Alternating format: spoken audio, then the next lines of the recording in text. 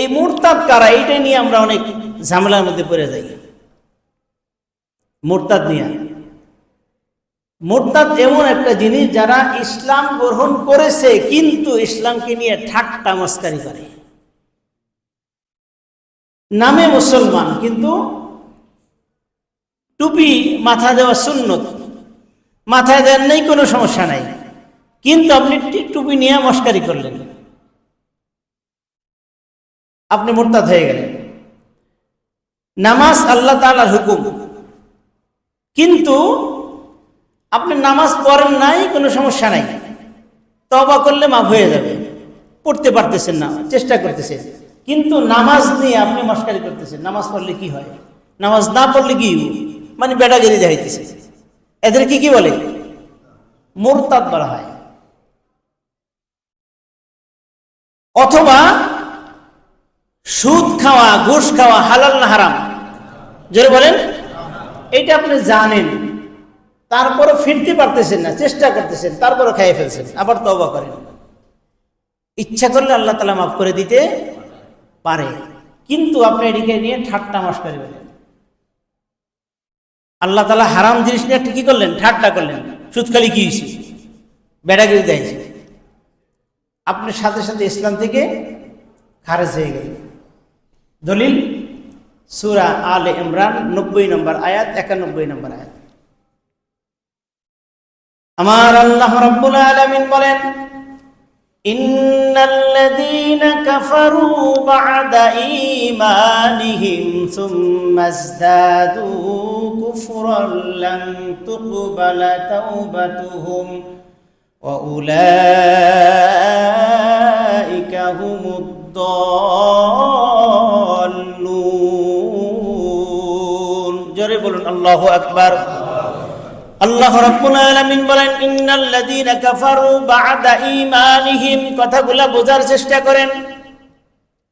ইন্নাল্লাযীনা কাফারু বা'দা ঈমানিহিম, ঈমান আনার পরে যারা কুফরির মধ্যে লিপ্ত হয়ে যাবে। ইন্নাল্লাযীনা কাফারু, নিঃসন্দেহে যারা অস্বীকার করবে, কুফরি করবে, বা'দা ঈমানিহিম, ঈমান আনার পরে, সুম্মা ইজদাদু কুফরা, এবং কুফরের দিকে সে আরো বাড়াইতেই থাকলো, আরো সামনেই যেতে থাকলো, কুফরি করতেই থাকলো। ফালাই ইউকবালা তাওবাতুহুম, আল্লাহ রাব্বুল আলামিন কঠিন কালেও তাদের তওবা কবুল করবে না, করবে না। আপনি ঈমান আনার পরে কি করতেছেন, ইসলামকে নিয়ে হাসি ঠাট্টা মস্কারি করতেছেন, আপনি ফিরে আসবেন তো দূরের কথা, আরো বাড়াইতেছেন। ফালা ইউকবালা তাওবাতুহুম, কখনোই তাওবা কবুল হবে না। ওয়া উলাইকা হুমুদ দাল্লুন, যারা ক্ষতিগ্রস্তের মধ্যে, পথভ্রষ্টের মধ্যে, আপনি তাদের দলে। এরপরের আয়াত আরো কঠিন। আল্লাহ রাব্বুল আলামিন বলেন, ইন্নাল্লাযীনা কাফারু ওয়া মাতু ওয়া হুম কুফফার فلن يقبل من أحدهم ملء الأرض ذهبا ولو افتدى به أولئك لهم عذاب أليم وما لهم من ناصرين الله أكبر আল্লাহ রাব্বুল আলামিন বলেন, ঈমান আনার পরে যারা ওই অবস্থায় কুফরি করবে, কুফরি করার পরে আর তওবা করবে না, ওই অবস্থায় তাদের মৃত্যু হয়ে গেল। ঈমান আনছে, এরপরে কুফরি কাজের মধ্যে লিপ্ত, কিন্তু তওবা করার কোনো সুযোগ নাই। ওমাতু ওয়া হুম কুফফার, ওই অবস্থায় তার মৃত্যু হয়ে গেল। ফালাই ইউকবালা মিন আহাদিহিম মিলউল আরদি যাহাবা, ওই লোকের যদি তামাম পৃথিবী পরিমাণ স্বর্ণ রূপা থাকে, অর্থ সম্পদ থাকে, আর ওই অর্থ সম্পদের বিনিময়ে যদি শুধু মুক্তি কামনা করে, ফালাই ইউকবালা, আল্লাহ রাব্বুল আলামিনের পক্ষ থেকে আপনার এই পৃথিবী পরিমাণ সম্পদ গ্রহণ করা হবে না। উলাইকা লাহুম আযাবুন আলীম ওয়া মা লাহুম মিন নাসিরিন।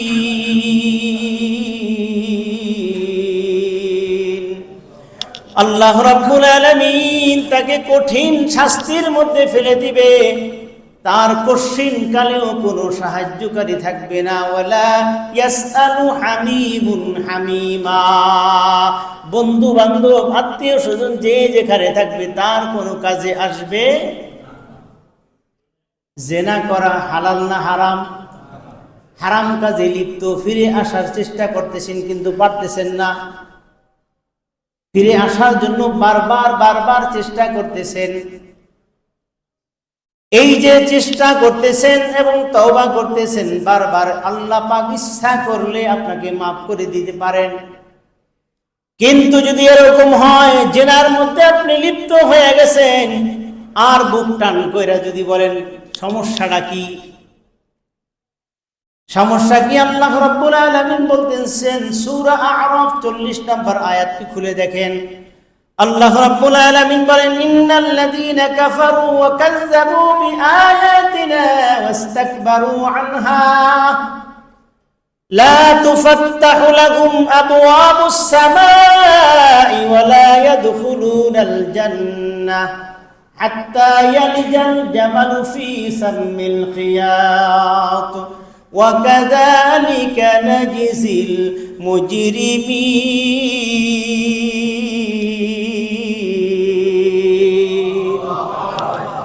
কি সমস্যা একটু দেখেন, গুনার মধ্যে লিপ্ত হয়ে ফিরে তো আসবে না, আবার বেড়াগিরি দেখায়, বুক টান করে দেখায়। আল্লাহ রাব্বুল আলামিন বলেন ইন্নাল্লাযীনা কাযযাবু বিআয়াতিনা ওয়াস্তাকবারু আনহা,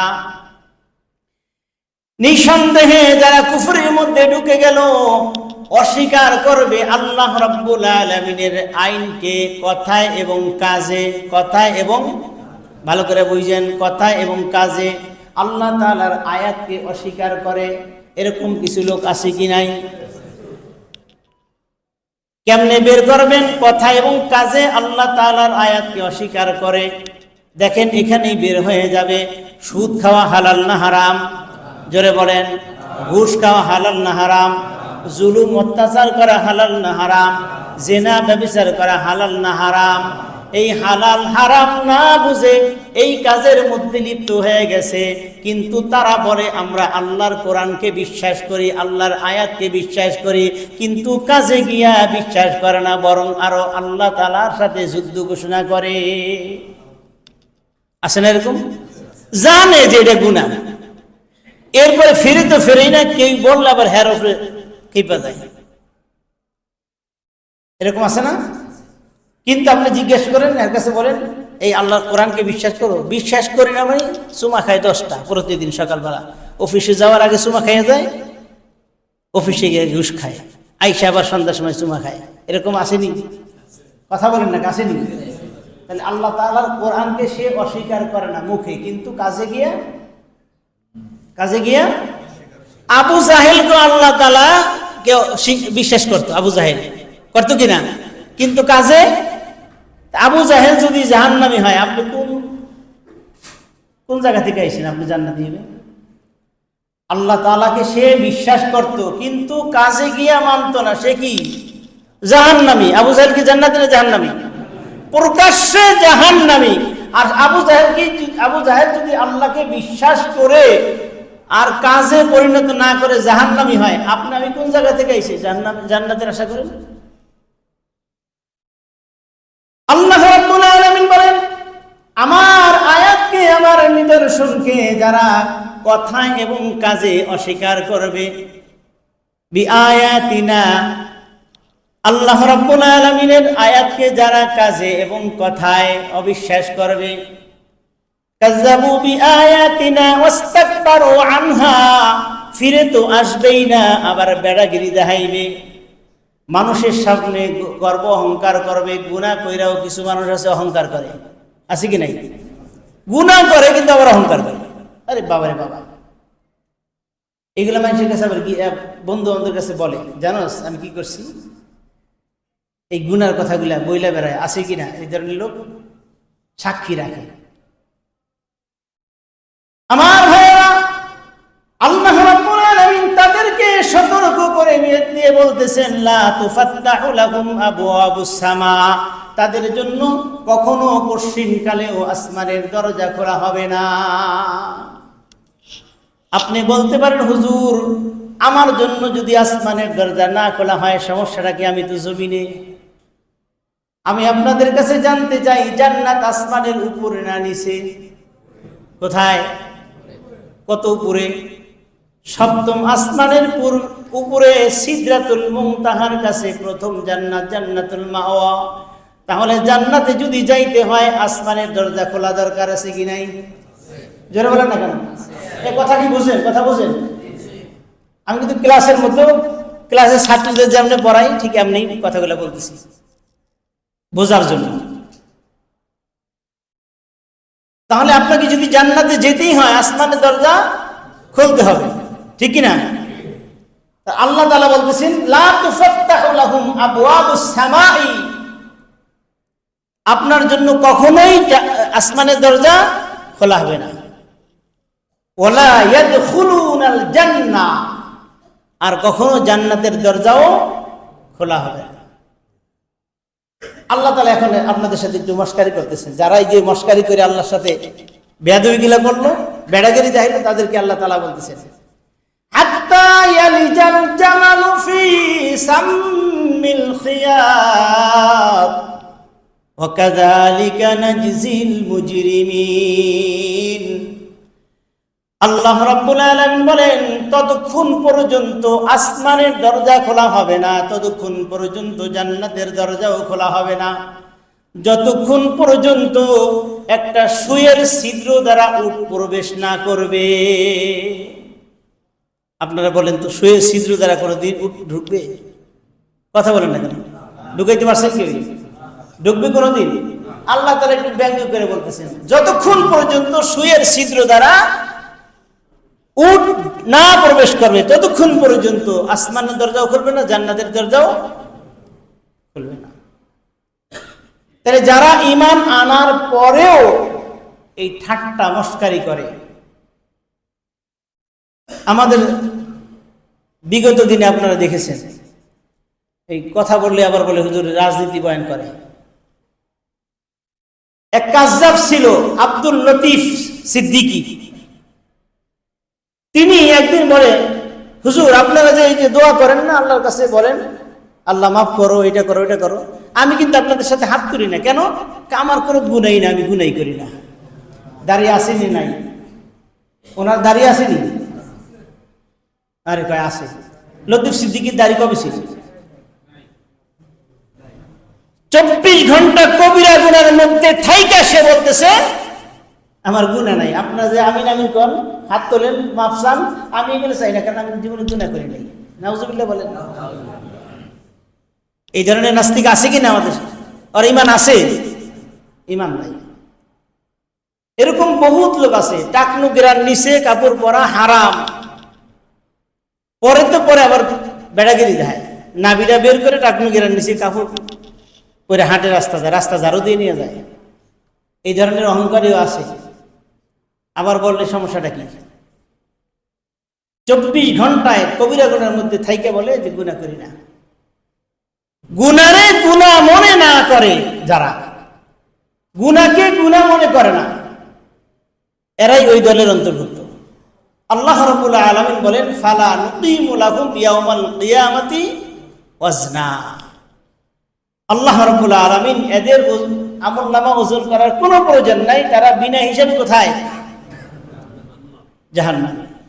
তাহলে আমরা পাইলাম দুই দল, বিনা হিসাবে জান্নাতি, বিনা হিসাবে জাহান্নামী। রয়েছে কয় দল? কথা বলে না, দুই দল। এই যারা শেষে এসেছে তারা কিন্তু আজ কিছু বুঝবে না। আজকে তার প্রথম সূত্রটাই তারা শুনে নেই। তৃতীয় নম্বর, গুনাহ আছে, নেকিও আছে। গুনাহ আছে, নেকিও আছে। গুনার পাল্লা হালকা, নেকির পাল্লা ভারী। তারা কোথায় যাবে? জান্নাতে। গুনার পাল্লা হালকা, নেকির পাল্লা ভারী, তারা কোথায় যাবে? জান্নাতে। আর গুনার পাল্লা ভারী, নেকির পাল্লা হালকা, এরা কই যাবে? জাহান্নামে। 4 দল পাইছি তো। 3 নম্বর দল বলছিলাম কারা? নেকির পাল্লা ভারী, গুনার পাল্লা হালকা। তারা কোথায় যাবে? ফাম্মা মান সাকুলাত মাওয়াজিনুহু ফাহুয়া ফি ঈশাতির রাদিয়া। কাল কিয়ামতে ময়দানে মাহশরে যাদের আমলনামা ওজন করা হবে, ওজন করতে গিয়া যদি দেখে নেকির পাল্লা ভারী আর গুনার পাল্লা হালকা হয়ে গেছে, আল্লাহ রাব্বুল আলামিন বলেন ফাম্মা মান সাকুলাত মাওয়াজিনুহু, তার নেকির পাল্লা ভারী হয়ে গেছে, ফাহুয়া ফি ঈশাতির রাদিয়া, তারা চলে যাবে জান্নাতের মধ্যে। জোরে বলি সুবহানাল্লাহ। আর একটা আছে নেকির পাল্লা হালকা হয়ে যাবে, গুনার পাল্লা ভারী হয়ে যাবে, তারা যাবে জাহান্নামের মধ্যে। আল্লাহ রাব্বুল আলামিন বলেন আম্মা মান খাফফাত মাওয়াজিনুহু ফাউম্মুহু হাওিয়া ওমা আদরাকা মা হিয়া নারুন হামিয়া। কাল কিয়ামতে ময়দানে মাহশরে আমলনামা যখন ওজন করা হবে, যাদের নেকির পাল্লা হালকা হয়ে যাবে, গুনার পাল্লা ভারী হয়ে যাবে, আল্লাহ রাব্বুল আলামিন তাদেরকে জাহান্নামের ঠিকানায় পাঠিয়ে দিবে। 4 দল পাইছেন তো। এবার যদি বুঝে থাকেন উত্তর দিবেন। কিয়ামতে কঠিন ময়দানে মাহশরে আমলনামা ওজন হবে কি হবে না? হবে কি হবে না? যারা বলে ওজন হবে না, এমনি আল্লাহ জান্নাত জাহান্নামে দিয়ে দিবে, তাদের কথা ঠিক? যদি যে প্রশ্নটা করছেন আমাকে সে থাইকা থাকেন, অবশ্যই সে বুঝে থাকবেন। না বুঝলে আমার কাছে আসেন, আমি আবার বুঝাই দিই, ছুরি কোদাল দিয়ে বুঝাবো। এবার কি বলেন? আমি যেই কথাগুলো বলছি প্রত্যেকটা কথায় কোরআনের দলিল দিয়েছি। কিসের দলিল? কোরআনের দলিল। এটা একটা হাদিস বলিনি কিন্তু, এখনো সবগুলো কোরআনের দলিল যে আমলনামা অবশ্যই কি হবে? ওজন হবে। আমলনামা ওজন হবে।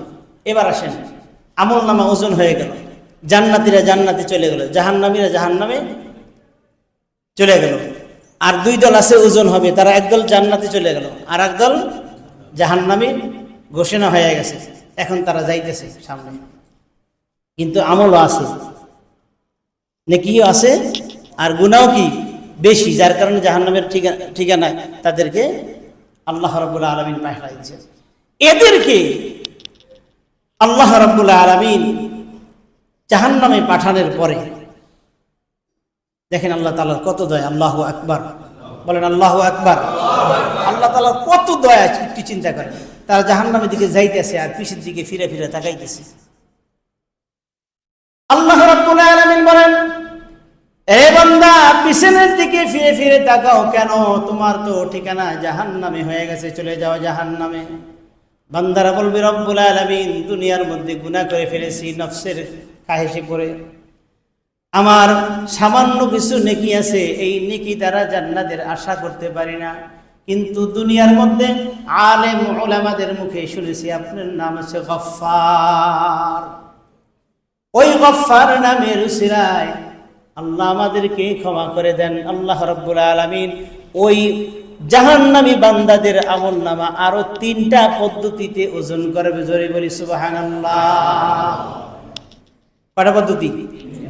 আগে বললাম 4টা শ্রেণী হবে, আর এখন ওজন করবে 3টা পদ্ধতি। কাদের আমলনামা? জাহান্নামীদের আমলনামা। কেমনে মাপ করা যায়? 3টা পদ্ধতির প্রথম ওজন করবে তাদের আমল। কি ওজন করবে? 2 নম্বর আমল নামা, 3 নম্বর আমলকারী। সুবহানাল্লাহ বলেন। তাফসীর ইবনে কাসির সূরা আরাফের এই 8 নম্বর আয়াতের ব্যাখ্যায় তাফসীর ইবনে কাসির এই ঘটনা লিখছেন। আল্লাহ রাব্বুল আলামিন এই জাহান্নামের হুকুম হওয়ার পরে আল্লাহ রাব্বুল আলামিন 3টা পদ্ধতিতে তাদের আমলনামা আবার ওজন করবে। রব্বুল আলামিন প্রথমে আমল ওজন করবে। বলতে পারেন, হুজুর আমল তো দেখা যায় না, নামাজ পড়ি, রোজা রাখি, সদকা করি, এগুলো দেখা যায়, কিন্তু তার মধ্যে যে আমল হয়, সওয়াব হয়, এটা কি দেখা যায়নি? নেকি হয়, এটা দেখা যায় না। এটা আবার ওজন করবে কেমনে? যেটা দেখা যায় না এটা কি ওজন করা যায়নি? আমার ভাইয়েরা, বোঝার জন্য সহজ পদ্ধতি হলো বর্তমান ইন্টারনেটের যুগে, কম্পিউটার যুগে যেইটা দেখা যায় না সেইটাও কিন্তু ওজন করা যায়। বাতাসকে কোনোদিন দেখছেননি? কথা বলেন না কেন? বাতাস ওজন করা যায়নি। জ্বর কোনোদিন দেখছেননি? জ্বর অনুভব করা যায়নি, মাপা যায়নি। বাতাস মাপার জন্য যন্ত্র তৈরি হয়ে গেছে, জ্বর মাপার জন্য থার্মোমিটার তৈরি হয়ে গেছে। মানুষের ক্ষুদ্র মস্তিষ্ক দ্বারা যেইটা দেখা যায় না সেটা যদি মাপার জন্য যন্ত্র তৈরি হতে পারে, আমার আল্লাহ রাব্বুল আলামিন কাল কিয়ামতে কঠিন ময়দানে মাহশরে আমলের ভিতরে যে সওয়াব হয় এটা দেখা যায় না, কিন্তু দেখা না যাওয়া সত্ত্বেও ওজন করতে পারবে কি পারবে না? রব্বুল আলামিন দেখুন আমল ওজন করে দেখবে নেকির পাল্লা হালকা হয়ে গেছে, গুনার পাল্লা ভারী। রব্বুল আলামিন গফফার নামের উসিলায় এরপরে তার আমল নামাকে ওজন করবে। সুবহানাল্লাহ বলেন। আমল নামা বলা হয় কাকে? যার উপর আমলটা লেখা হয়, সওয়াবটা লেখা হয়, এটার নাম হচ্ছে আমল নামা। যেমন এই খাতাটা, এটার নাম আমল নামা। যা লেখা আছে এটা হচ্ছে আমল। যার উপর লেখা হয়, কথা বোঝা যাচ্ছে? বুঝে যায়, বোঝা যায়, কথা বোঝা যায়? যার উপর লেখা হয় এটার নাম হচ্ছে আমল নামা, আর যা লেখা হয় এটা হচ্ছে আমল বা সওয়াব। বুঝে আসছে? যখন দেখে সওয়াব হালকা হয়ে গেছে, আল্লাহ তাআলা সরাসরি এই আমল নামা ওজন করবে। সুবহানাল্লাহ বলেন। কিয়ামতে কঠিন ময়দানে মাহশরে কোটি কোটি মানুষের সামনে রব্বুল আলামিন একজন জাহান্নামীকে ডেকে বলবে, হে জাহান্নামী, তুমি তোমার আমল নামা ওজন করো। জাহান্নামী বলবে, আল্লাহ, আমল নামা তো ওজন করার দরকার নাই, আমি তো জানি আমার স্থান জাহান্নাম, কেনই বা আবার ওজন করতে বললেন? ওই বান্দার একটা মাত্র নেকি ছিল, একটা মাত্র আমল ছিল, 99টা আমল নামা তার গুনাহে পরিপূর্ণ। এক একটা আমল নামার দূরত্ব হচ্ছে কামাত্তালিল বাসার, চোখের দৃষ্টি যত দূর পর্যন্ত যায় এত দূর পর্যন্ত একটা গুনাহের আমল নামা। যদি বলি নাউজুবিল্লাহ, নেকি আছে মাত্র একটা। রব্বুল আলামিন বলবে, আরে বান্দা, এক পাল্লার মধ্যে এই গুনাহের আমল নামাগুলা দাও, আর এক পাল্লার মধ্যে এই ছোট্ট এক টুকরা কাগজ আমার হাতে আছে নেকির আমল, এইটা আর এক পাল্লায় দাও। বান্দা বলবে, রব্বুল আলামিন, এত বড় বড় গুনাহের আমল নামার কাছে ছোট্ট এক টুকরা কাগজের আর কি ওজন হবে? রব্বুল আলামিন, ওজন করার দরকার নাই, আমি তো জানি আমার স্থান জাহান্নাম। রব্বুল আলামিন বলবে, ওজন করো। বান্দা বলবে, আল্লাহ, দুনিয়ার মধ্যে আলেম উলামাদের কোনো কথা শুনি নাই, আজকে হাসরের ময়দানে আপনার কথা তো অবশ্যই শুনতে হবে। রব্বুল আলামিন হুকুম করার পরে এই বান্দা কোটি কোটি মানুষের সামনে তার 99টা আমল নামা, পাপের আমল নামা এক পাল্লায় ঢুকাইয়া দিবে, আর ছোট্ট এক টুকরা কাগজের টুকরা আল্লাহ আর এক পাল্লায় দিবে। আল্লাহ রব্বুল আলামিনের ওই গফফার নামের উসিলায় ওই নেকির ছোট্ট কাগজের টুকরা বাড়ি হয়ে যাবে। জোরে বলি সুবহানাল্লাহ। বান্দা আল্লাহর দিকে তাকাইয়া থাকবে, আল্লাহ, এটা কিভাবে সম্ভব? এটা কিভাবে সম্ভব? এত বড় বড় পাপের আমলনামার সামনে ছোট্ট এক টুকরা কাগজের টুকরা কিভাবে বাড়ি হয়ে গেল? রব্বুল আলামিন বলবে, বান্দারে, ওই যে শান্তিপুর মসজিদে গেছিলা, অথবা কোনো ইসলামী জলসায় গেছিলা, অথবা মাদ্রাসায় গেছিলা, অথবা আলেম ওলামাদের কাছে বসছিলা, তাদের সাথে একবার ইখলাসের সাথে বলেছিলা, লা ইলাহা ইল্লাল্লাহু মুহাম্মাদুর রাসূলুল্লাহ। বান্দারে, ওই কালিমার পাল্লাই ভারী হয়ে গেছে। জোরে বলি সুবহানাল্লাহ।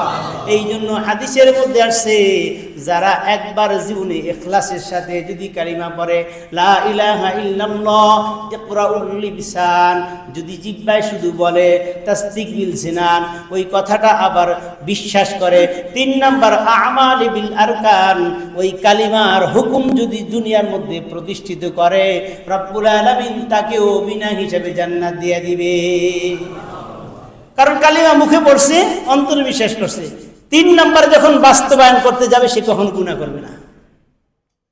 3 নাম্বার বাস্তবায়ন, জমিনে কালিমার হক প্রতিষ্ঠিত যখন করতে যাবেন আপনার দ্বারা আর কোনো গুনাহ হবে না, বিনা হিসেবে জানবেন। এরপরেও পদ্ধতি কটা গেল? দুইটা। প্রথমে আমল ওজন করবে, তারপরে আমল নামা ওজন করবে, দুইটা পদ্ধতি। তৃতীয় নম্বর পদ্ধতি কি? এরপরেও যদি ইখলাসের সাথে হয়তো বলে নাই, মুখে বলছে, অন্তরে বিশ্বাস কিন্তু কাজ করতে পারে নাই, ভয়ে হুমকি দিছে মোবাইলে, এই রাজনীতির ওয়াজ করেন না, খবরদার রাজনীতি করেন না, এই ধরনের আসে না কিছু সমস্যা। যদি এরকম হয়, আল্লাহ রাব্বুল আলামিন তার দয়ার সাগর উতলায় উঠবে। এখন বান্দারা কেমনে ক্ষমা করবে? আল্লাহ রাব্বুল আলামিন তৃতীয় একটা পদ্ধতি গ্রহণ করবে, স্বয়ং আমলকারীকে পাল্লায় উঠাইবে। সুবহানাল্লাহ বলেন না? বলেন তো, এটার ওজন বেশি হবে নাকি আমার ওজন বেশি হবে? হ্যাঁ, কি বলেন? আমার ওজন বেশি হবে না? এইবার আল্লাহ তাআলা আমলকারীকে পাল্লায় উঠাইবে, অর্থাৎ আল্লাহ তাআলার দয়ার সাগর উতলে গেছে। এখন আপনাকে মাফ করবে কোন পদ্ধতিতে? এইটাই শুধু আল্লাহ তাআলা খেয়াল। আমার ভাইরা, এইটা বোঝার জন্য ছোট্ট একটা হাদিস বলি। আল্লাহ রাসূল সাল্লাল্লাহু আলাইহি ওয়াসাল্লাম মসজিদে নববীর সামনে বসা। আল্লাহর হাবিবের একজন সাহাবী ছিল আব্দুল্লাহ ইবনে মাসউদ রাদিয়াল্লাহু তাআলা আনহু। শরীরের তুলনায় পা দুটা চিকন ছিল, একবারে চিকন, হাঁটতে গেলে পড়ে যাইত। চিকন হাত পা ছিল। এই হাত পা, চিকন হাত পা দেখে কাফের মুশরিকেরা ঠাট্টা মশকরা করত। একদিন আব্দুল্লাহ ইবনে মাসউদ রাদিয়াল্লাহু তাআলা আনহু রাসূল সাল্লাল্লাহু আলাইহি ওয়াসাল্লামের জন্য মিসওয়াক পাড়ার জন্য গাছে উঠল। গাছে ওঠার পরে কাফের মুশরিক ইহুদি নাসারার বাচ্চারা দূর থেকে তাকায় দেখে আব্দুল্লাহ ইবনে মাসউদের চিকন পা দুটা দেখা যায়। এই পা দেখে তারা হাসি ঠাট্টা মশকরা করতে লাগলো। আমাদের মধ্যে এমন অনেকে আছে দেখবেন, যারা তোতলায় কথা কয় তাদেরকে নিয়ে হাসি ঠাট্টা করে, যারা দেখতে কালো তাদেরকে নিয়ে হাসি ঠাট্টা করে, যারা দেখতে খাটো তাদেরকে নিয়েও হাসি মশকরা করে কি করে না?